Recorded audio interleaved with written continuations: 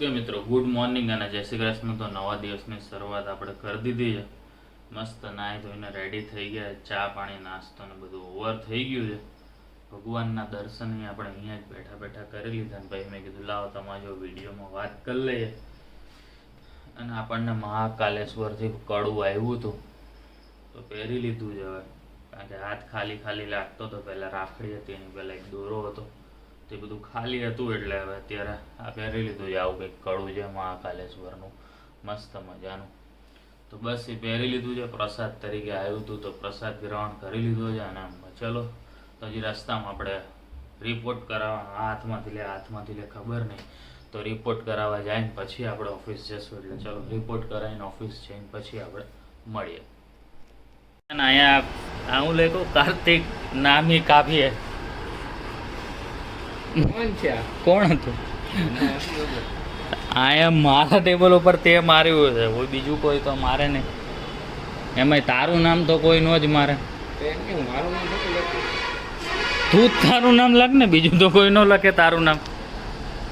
એટલે કઈ જગ્યાએ નામ કાફી હે જરાક કહેશો તમે? એમને લખ્યું કોને, મને તો એ વિચાર આવે। હવે તારી આવડો મોટો ફેન છે મારો। ફેન અહીંયા હે ને 1 2 ને 3 હે, 4 હે 3 હે, હા ઉપર પડ્યો ઈ બંધ હે। ફેન કેવાય અત્યારે ચાલુ કેટલા? ઈ ચાલુ જ છે અહીંયા આમ એમને ફરતા આવડો મોટો ફેન છે મારો। તારા તો હોય જ ને યાર, તું નાની સેલિબ્રિટી થોડી ને છો। તારું યાર અત્યારે બજારમાં કેવું નામ ચાલે છે ઓ માય ગોડ, ખબર હે ને તને? મારું નામ તો મારું નામ બાજુ આ જે લખ્યું હે ને એ સાચી વાત જ છે, સમજી ગયો? કાર્તિક એમ નહીં, આખું બોલ। નામી કાપી। એમ નહીં, તને કાંઈ ન મળ્યું? અરે મેં નથી બાજુ નાનકડું મારું નામ તો લખી દેવું તું એમ। બ્રો બિગ ફેન બીજ કહો બ્રો, થાળું નાનું નામ ન લખી દે મારું। રેવા દે, તમે નો લખો ભાઈ અમારા નામ। લખી દો બપોર ના હવે પછી હું બપોર પછી આવું। બપોર પછી મારું હાલે એમ, સવારે તારું હાલે। અહીંયા આજે બુલેટ ધોવાનો કાર્યક્રમ રાખ્યો છે। કાર્તિકનું એનું ધોવાઈ ગયું છે, મારું ધોવે ભાઈ જયભાઈ એનું ધોશે। અહીંયા હજી બીજા આના ધોવાના 2 જણના કે નથી ધોવાના? ધોઈ દેવાય બસ, તો જો બધાના ધોવાઈ જાય વાહન। આજ સેટરડે નાઇટ હે એટલે મસ્ત મજાનું ધોવાનું છે કાર્યક્રમ। બસ જો આપણે ઘરે આવી ગયા છે, ફ્રેશ થઈ ગયા, દર્શન કરી લીધા માતાજીના ગરબાના। અને દિવ્ય શું બનાવે છે? દિવ્ય રોટલી એ તો બનાવે મને દેખાય, એના સિવાય રોટલીનું દૂધીનું શાક દૂધીનું શાક બતાવ તો। બતાવાય નહીં, ખાવા ટાઈમે જોવાનું। આપણે ભાઈ મેચિંગ કરી લીધું યાર।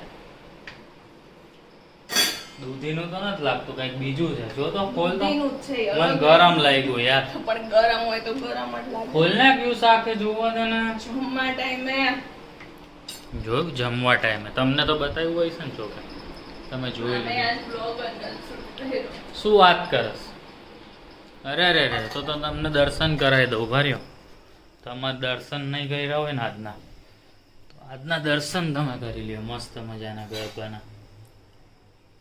દિવ્યાએ વ્લોગ ના ઉતાર્યો તો પછી હવે તમને દર્શન તો કરાવવા પડે, તો મને નથી લાગતું કે એને ના ઉતાર્યો હોય। અરે મેં સાચે જ શૂટ ન કર્યો। શું વાત કરે છે? મને સારું ફીલ નહોતું થતું હશે। અરે યાર આ એને ચક્કર જેવું આવતું હતું। આપણે કાલે સજેશન આપ્યું હતું પણ માને તો ને કે ખાવામાં ધ્યાન આપો, તો કે ઉપવાસમાં આમ હોય ને તેમ હોય ને એવું બધું કરતી હતી ને, એટલે તો બસ હમણાં રોટલી બને છે। તમને શાક બતાવું કયું છે, મને તો નથી દેખાણું પણ શું પણ છે? દાજી જાય સમજાને। જો જોવા નથી દેતી, એટલે દૂધીનું શાક તો નથી, એ કન્ફર્મ થઈ ગયું છે બરાબર। એટલે હમણાં તમને બતાવું। દૂધીનું હોય તો તું નો ખાય?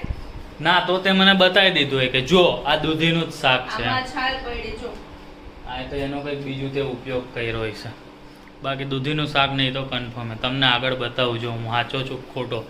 જો આપણે વાત કરી હતી તે પ્રમાણે જોયું ને, દૂધીનું શાક નથી, આ વાલ અને રોટલી છે। રોટલી ને દિવ્ય પરોઠા બનાવવાના હતા।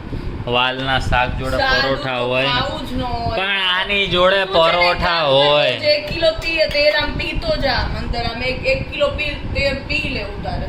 મને બોલવામાં કંઈક થાય તે હું બોલસ તું? મેં એમ કીધું તને કે વાલના શાક જોડે પરોઠા હોય। વાલનું શાક નથી, તો રેડ ચોળાનું શાક કહેવાય। ઓકે, તો એની જોડે રોટલી જ હોય। Red kidney beans. Red kidney beans છોડે આપણે રોટલી અને ભેગું તારક મહેતા જોઈ રહ્યા છીએ. ખાવું તો તરે જ પડશે. હા એ તો અમે એ જ ખાઈશું, રેડ કિડની બીન્સ. એવું જ બોલી ને? શું બોલી તું? તો બસ રેડ કિડની બીન્સ એટલે કે વાલ ખાઈ લઈએ, સોરી ચોળા અને રોટલીનું શાક ને ભેગું Tarak Mehta. I hope so કે કાલની જેમ લાઇટ ન જાય અને અમે તારક મહેતા પૂરેપૂરું જોઈ શકીએ. તો બસ ચલો જમી લઈએ.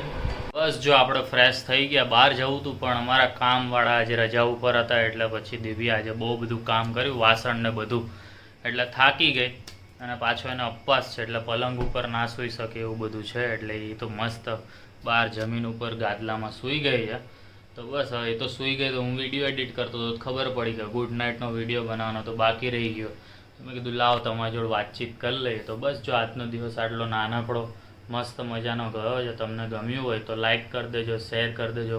ચેનલને સબસ્ક્રાઈબ ના કરીએ તો સબસ્ક્રાઈબ કરી દેજો. છે તો દિવ્યાની લાઈન પણ એ છે નહીં એટલે હું બોલી દઉં, બરાબર. બાકી મસ્ત માતાજીની સામે જ બેઠા બેઠા વિડીયો બનાવીએ છીએ. કાલે મારે એની સિરીઝ ગોઠવવાની છે, સન્ડે છે એટલે સવારથી હવે જોઈએ કઈ રીતે શેડ્યુલ થાય છે. ઘણા બધા કામ છે તો બધા જોઈએ કઈ રીતે પૂરા કરીએ. બાકી મળીએ કાલે નવા વ્લોગ સાથે. ત્યાં સુધી ગુડ નાઇટ અને જય શ્રી કૃષ્ણ.